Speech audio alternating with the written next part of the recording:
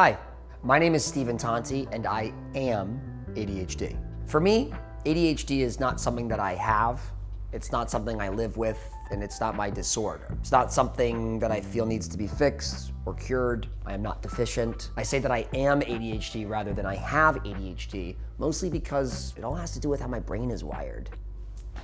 Such a charming and silly way to describe our own neurology, isn't it? Brain wiring.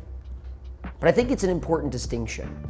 It suggests that brains can be wired differently and still function.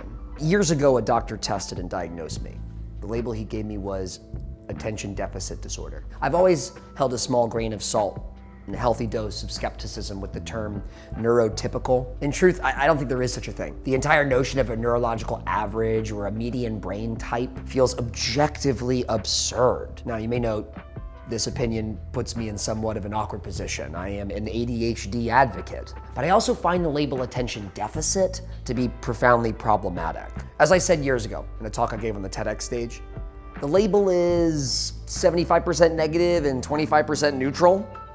To this day, ADHD doesn't really get at the person-to-person nuance experienced through this complex mental condition. So why do I say I am ADHD if I ultimately and vehemently disagree with the label itself?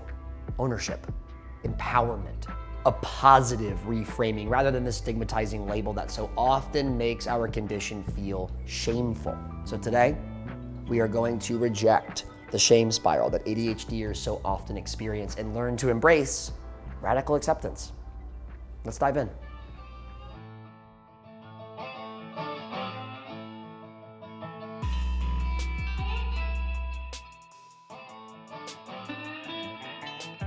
Before we get into the shame spiral, let's first separate shame from guilt real quick. Here's the scenario.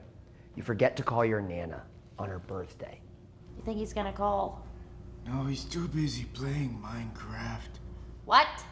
The birthday is past. Guilt in this scenario might look like, oops, I messed up. I ought to put her birthday in my calendar and set up a more reliable reminder. I will also set up a reminder to call her with belated birthday wishes when I am next available this week. Your Nana still loves you. You still love your Nana. And most importantly of all, you still love yourself. This is guilt. Shame, on the other hand, says, I'm a bad person. I'm a bad grandchild. I am broken. I'm the problem, it's me. But feeling as though any common mistake is a character flaw that directly affects the way that others perceive you or even value you is too heavy and ultimately toxic. The shame spiral works like this. You start with a negative thought or thoughts. I keep messing up. I must be a bad person. I must be broken in some way. That negative thought translates into feelings. Feelings of shame quickly develop into anger, sadness, withdrawal, sometimes even physical, self-injurious behavior. This, in turn, makes you react negatively to further stimuli, which then piles on more shame. In the example of forgetting to call Nana on her birthday, you may end up feeling too embarrassed to call her at all, or lash out at another member of the family when they ask if you remembered to call her or not. I don't think he's back from college yet. That's why he hasn't called. He's still in college? He's still maybe in college. That's what I said. As ADHDers, this whole process is frustrating, exhausting. Every single one of us is at one time or another confronted by a friend, a family member, or some other authority figure who asserts that we are lazy or disruptive or selfish or malicious or completely detached from our surrounding environment.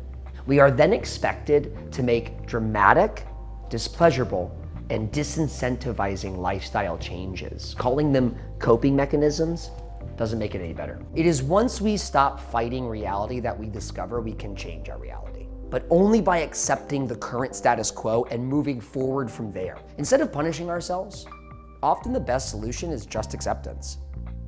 Radical self-acceptance. Radical acceptance is a core tenet of Attention Different. Radical in this context means accepting our reality completely and totally. That means even the parts we're not happy about. In Matthew McKay's Dialectical Behavior Therapy Skills Workbook, he recommends writing statements that embrace the concepts of radical acceptance on sticky notes or a whiteboard, blackboard, somewhere in your house or office is best. He includes sentiments such as, this is the way it has to be. Or for my fellow Mandalorian fans, this is the way. One of my mother's favorite mugs has "It is what it is" printed on it. For the Buddhists and the meditators out there, these sentiments should sound hella familiar. Radical acceptance, after all, is a Buddhist concept. One of the best things you can do when hanging on the precipice of a shame spiral is to take a step back, look at the entire situation objectively, hit the pause button. From there, we use the STAR system. Look at you. Yeah. Step 1, stop. Take a deep breath, step away from the situation, and think about something else for a little bit. Maybe there's something wrong with the phone. Did you plug it in? Step 2, think. Think through your next actions. The situation is probably not as bad as you think, and with a strong plan, you can solve this. Your Nana might be a little disappointed, but a short apology and a promise to take her to her favorite restaurant will probably solve the situation. He's gonna take me to my favorite restaurant, Piccadilly, again. Oh, you love Piccadilly. Number 3, now act. Since you've made a plan, move through it. Remember, you don't have to solve everything right now, but it's important to keep yourself accountable. Number 4, recover. Your body just experienced something. Give it the time it needs to heal. There's a lot for you to learn in this reflective space.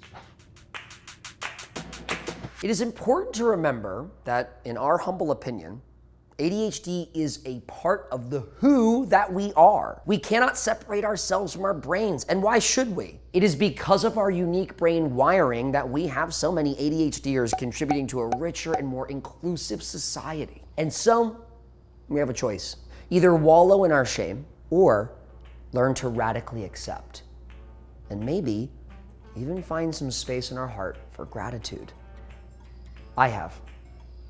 And I feel so much better for it. Breathe. You got this.